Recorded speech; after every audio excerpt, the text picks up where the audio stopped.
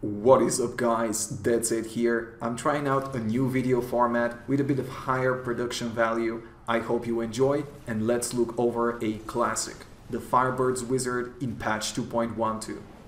The damage potential of the build lies in the damage over time mechanic of the Firebird's 6-piece bonus. The gear and skill choices revolve around the quickest and strongest application of the unique effect that will, if you play correctly, burn your enemies until they are reduced to ash. This is the build I use in the demonstration. Now I'll go over the skills individually. Your primary way to apply the fiery destruction will be Blizzard with the Apocalypse rune, at a hefty cost of 40 arcane power per cast. The only fire rune for this skill has turned into a staple of the Firebird playstyle. Not only is it synergistic element-wise, but the rune also increases the area of effect of Blizzard to an impressive 30-yard radius. Another source of dot application, and the only crowd control at your disposal, is found in Black Hole. We'll be using the elementally appropriate Blazar rune, even though Event Horizon and Spell Steal are more interesting options mechanically. Passing up the fire synergy does not give it enough in return. Our third and final damage dealer will be in the form of a summon. In patch 2.12, Hydra underwent a change that refocused the skill towards weaker but significantly faster attacks.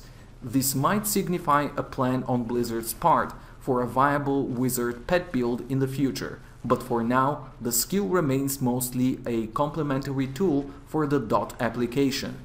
Mammoth remains the preferred rune as an elementally appropriate and AoE-oriented choice. As mobility is instrumental for your survival and efficiency in high-end farming, teleport will become a permanent fixture to your build. While in the demonstration I'm using Wormhole, I would recommend using Safe Passage instead, especially if you plan on climbing the ladder.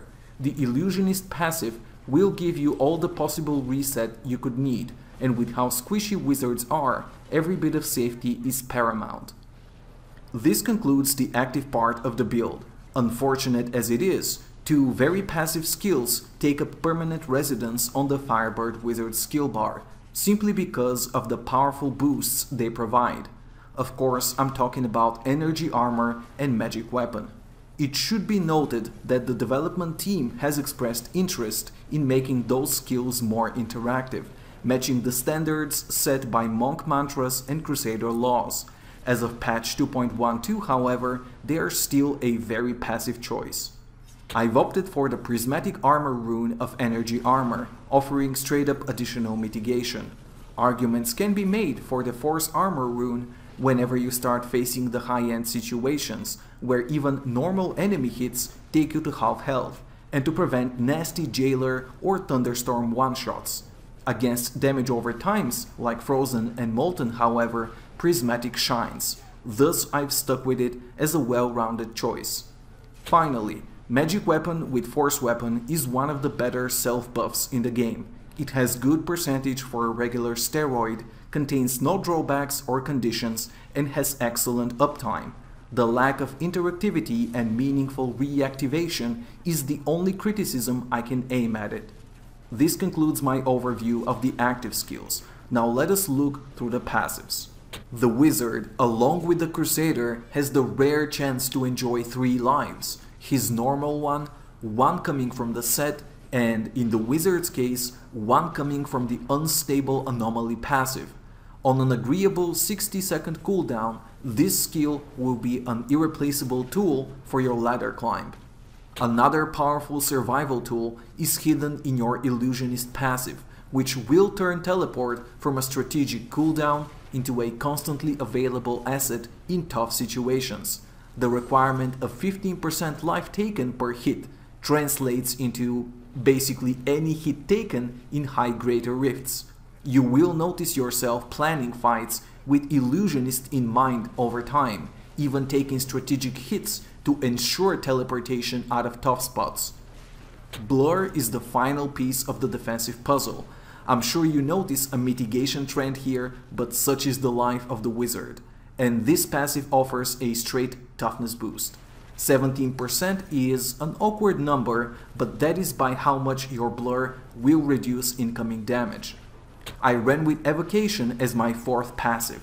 While Black Hole is the only cooldown you have to take care of, it is instrumental crowd control and stacking the Firebird dot quickly. Thus, Evocation is a natural fit. It is not, however, your only option here. Conflagration offers a variation to synergize with the element of the build, and can be especially useful if you lack the crit chance from an offhand. Elemental Exposure is an exotic option as well, as long as you have a weapon so perfect that you only have the damage range and type left to reroll. You can take advantage of the passive without slotting unsynergistic skills. Elemental Exposure is unique in its nature, since the elemental type of the weapon counts towards the proc, and you can easily get a 10% damage increase for free. Also, the worth of this passive might increase in the future if a change is implemented to enable the arcane magic weapon to proc it as well, or with the introduction of the Elemental Rotation Legendary from BlizzCon 2014. That about covers it for the build. Let's go over the items.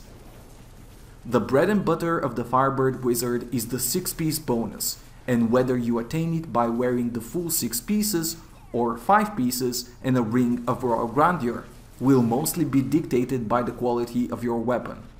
Thankfully, Firebird gives you 7 gear pieces to choose from, thus opening several powerful combinations. The pieces you're guaranteed to wear are the Firebird's helm, shoulders, pants, and boots. In the ideal scenario, you'll be wearing the full 6 pieces, completing the aforementioned with the Firebird's gloves and chest, and topping it off with a Furnace, the strongest generic two-handed weapon in the game. With the high two-hander damage range and rolling up to 50% additional elite damage as a free 5th affix, it is a monstrous boost in Greater Rifts, where elite and Rift Guardian fights will take up the majority of your time.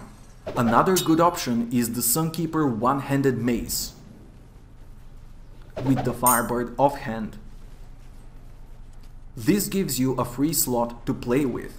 Fortunately, the fire element has a lot of legendary gear with related bonuses.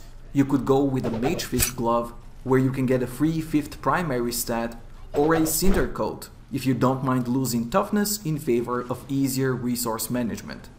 Early on in the season, you can even adopt a crafting strategy for your weapon and try to get a well-rolled Ancient Legendary Devastator. There's a chance you might stumble upon an Ancient Legendary Maximus first as well. Prior to obtaining an Ancient Legendary Sunkeeper or Furnace, these weapons can be useful transitional tools that will get you in decently high Greater Rifts. The Bracer slot is reserved for the Strong Arm Bracer, the unique effect of which you'll proc on a regular basis with your Black Hole for an excellent damage boost. For your jewelry, a Unity Ring for yourself and your follower, along with an Immortality Relic for him, is mandatory for Greater Rifts above level 35. When using 6 pieces of Firebirds, your ideal second ring is a Fire Damage Stone of Jordan. Otherwise, you'll have to maintain the bonus with a Ring of Royal Grandeur from Act 1 bounties.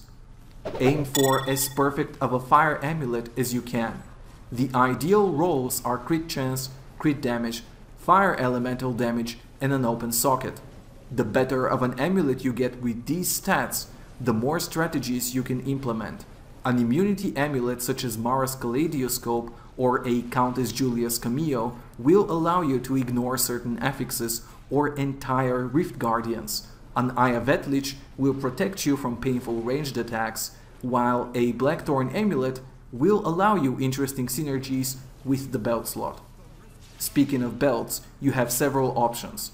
For optimal damage output, you'll want a Witching Hour with natural intelligence and vitality and high crit hit damage. This way, you can reroll the attack speed, which is useless for the build, for armor, or go for a good secondary resist. Keep in mind, rerolling attack speed isn't future-proof, as builds might come in the future that favor it, and the Witching Hour is the stronger of the only two belts that can roll this stat. Other belt options include a string of ears, like the one I use in the demonstration, which protects you from melee attacks, or a Blackthorn's notched belt, if you can get at least a 2-piece bonus with a Blackthorn amulet. Your 3 jewelry sockets will be taken up by the legendary gems Zeiss Stone of Vengeance, Bane of the Trapped, and Gem of Efficacious Toxin. The first 2 are extremely powerful, as they are their own multipliers in your total damage calculation. And in case you're wondering, you will be proccing Bane of the Trapped with your Black Hole. Toxin makes up for its comparatively smaller damage boost by being there all the time, unlike Bane of the Powerful, which, while still a viable choice, tends to run out during long and important fights, for example, the Rift Guardian. In the Paragon points, I max out movement speed, max arcane power, and then intelligence in the core section, crit chance, crit damage, and then cooldown reduction in the offense section, armor, resist all, and then life percentage in defense, and resource cost reduction, life on hit, and then area damage in utility. And this is it for the Firebird Wizard build. I hope you enjoyed the guide, and if you did, I would appreciate your subscription to my channel. See me live at twitch.tv/thedeadset, talk to me on Twitter and Facebook that I linked below, and I'll see you guys next time.